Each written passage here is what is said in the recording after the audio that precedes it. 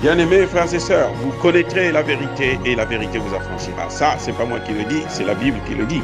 Mais moi, je vous dis mieux. Vous connaîtrez la vérité historique, notamment celle de vos ancêtres kémites, et vous aurez une vision globale de ce que c'est que la vraie souveraineté politique. J'ajoute, vous reviendrez à la spiritualité africaine ancestrale et vous comprendrez les enjeux de l'indépendance économique. Et pour terminer, vous accepterez votre identité culturelle kémite et vous obtiendrez deux choses. La première, c'est la paix.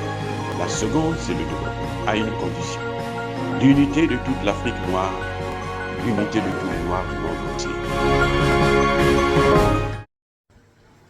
Otep à tous, bienvenue sur la chaîne des panafricanistes par essence, par conviction et par excellence. Celle des citoyens kémites, par nécessité et obligation de combat. Nous sommes une chaîne qui n'est guidée que par nos ancêtres et rien que par les ancêtres qui appartiennent à l'égrégore du monde noir. Par conséquent, nous ne croyons en aucun Dieu venu de l'étranger. Toutefois, cette vidéo n'est aucunement destinée à inciter à la haine ou à la violence, car nous menons un combat qui est d'abord et avant tout spirituel, intellectuel et démocratique. Ensuite, il est politique, géopolitique et géostratégique, contre l'impérialisme, le colonialisme, le néocolonialisme et l'endocoloniat, qui sont tous qualifiés de crimes contre l'humanité. Nous menons ce combat sur la base du principe fondamental que nous avons hérité de nos ancêtres kémites, qui est celui de la Mahat, c'est-à-dire solidarité, vérité et justice. Vous êtes donc en droit de connaître la vérité et nous avons l'obligation de vous dire la vérité, rien que la vérité, afin que justice soit rendue au continent africain. Et ça, c'est notre modeste contribution dans cette noble lutte en faveur de la souveraineté, la dignité, la solidarité et l'unité africaine. C'est exactement ça que nous appelons le panafricanisme. Bien-aimés frères et sœurs, les Français, les chaînes françaises se sont réjouis trop tôt. Ils ont vendu la peau de l'ours avant de l'avoir tué. Concernant la guerre contre le terrorisme au Mali et notamment à Bourem. Il y a aussi une autre ville qui a été simultanément attaquée, qui est celle de Sablogo. Je peux vous garantir que la situation est sous contrôle des femmes. Eh oui, les Français ont fait la fête trop tôt. Et maintenant, ils n'ont que des larmes pour pleurer parce qu'ils ont perdu beaucoup de leurs complices terroristes. Il y aurait même des Français, ou plutôt des Blancs, dans le groupe des terroristes. Ils ont été chicotés, ils ont été sévèrement correctionnés et corrigés par l'armée malienne à Bourem et dans le centre-est du Burkina Faso. Je vous laisse donc écouter les vidéos, les comptes rendus présentés sur les télévisions nationales du Mali et du Burkina Faso. Et après, nous allons faire notre commentaire. Écoutons maintenant le rapport, le communiqué de l'état-major de l'armée malienne à propos de la situation à Bourem. Le général des armées informe l'opinion que ce mardi 12 septembre 2023, aux environs de 9h20, les Famas ont repoussé une attaque complexe aux véhicules piégés de plusieurs terroristes à bord de plusieurs véhicules et motos dans la localité de Bourem. La précision des renseignements a permis de combiner les actions aéroterrestres et mis en échec cette attaque. Les terroristes rescapés en débandade dans leur fuite se sont repliés vers le nord dans les secteurs de Agamor et Al-Moustrat en abandonnant plusieurs de leurs compagnons. Le ratissage est en cours et la situation est sous contrôle.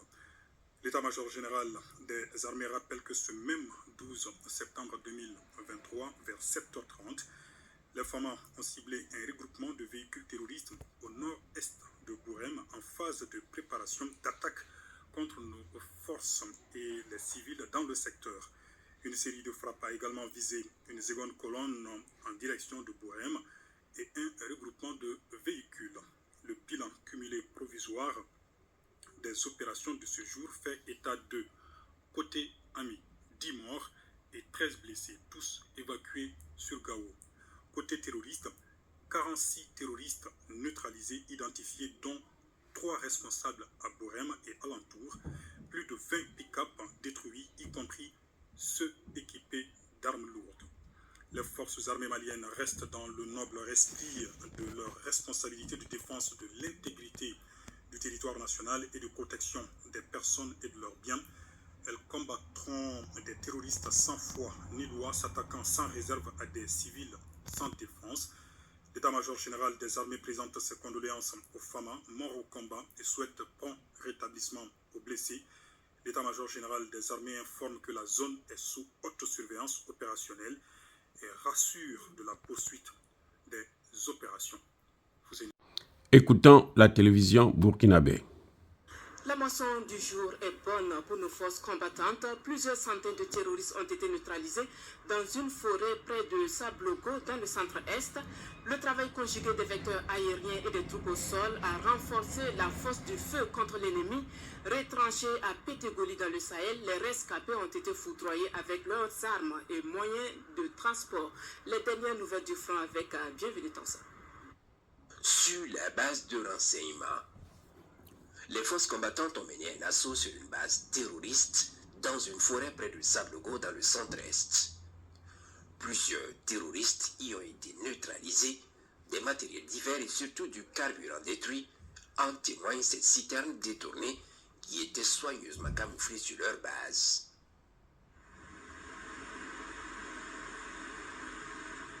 Ce matin, une horde de plus de 300 terroristes à moto a pris d'assaut la position des forces combattantes à Nonfairé au nord.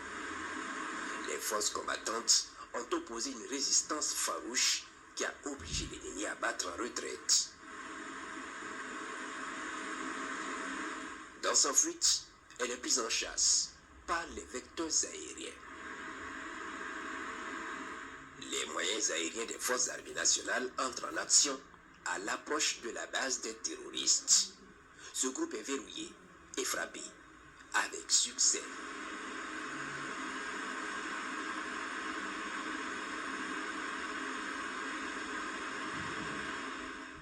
Le gros lot se camoufle soigneusement sous les arbres immédiatement.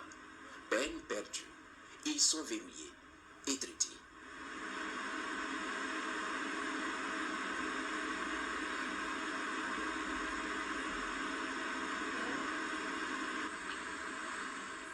Les hélicoptères d'attaque vont rentrer aussi en jeu pour accroître le feu sur les criminels camouflés sous les arbres.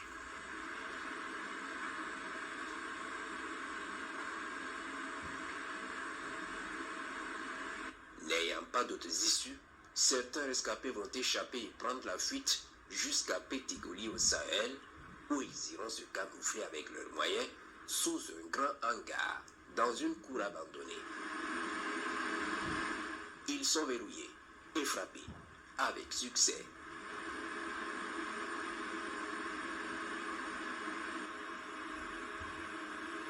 Ils brûleront avec leurs moyens. Au sol, le ratissage des unités combattantes sur quelques frappes a permis de récupérer plusieurs moyens, dont des armes, moyens roulants et de transmission. Les opérations se poursuivent. Comme vous l'avez bien entendu. Et là, ce sont les télévisions officielles.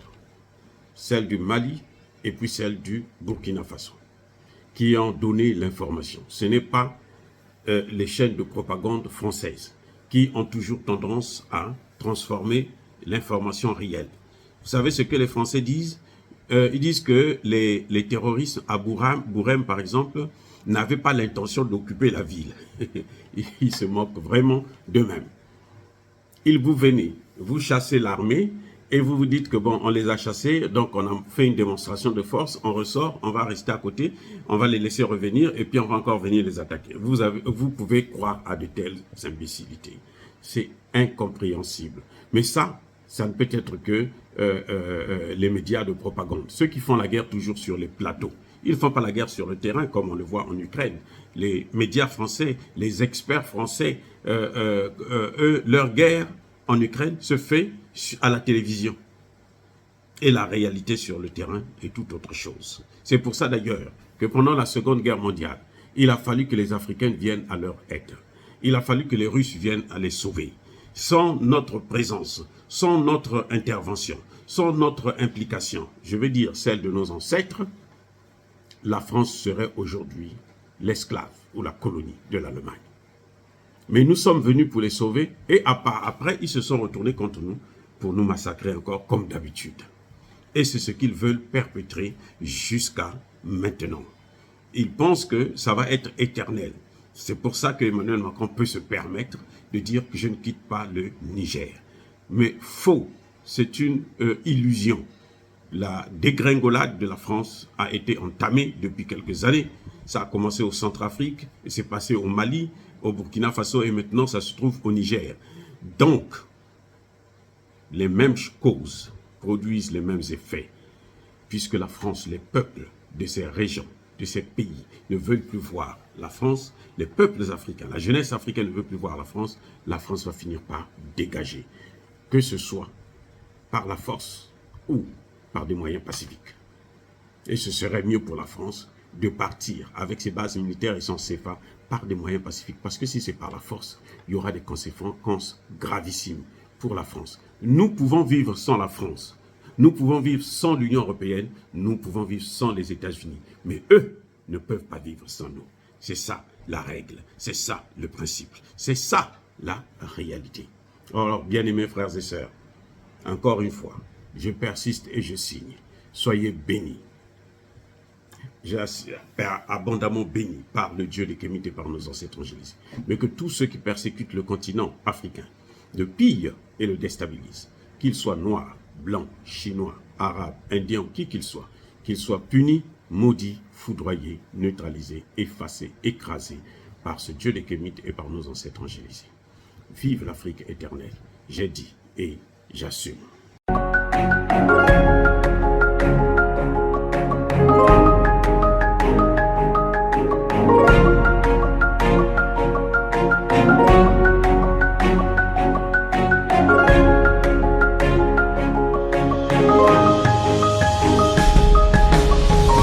Eux, ils marchent par la foi et non par la vue.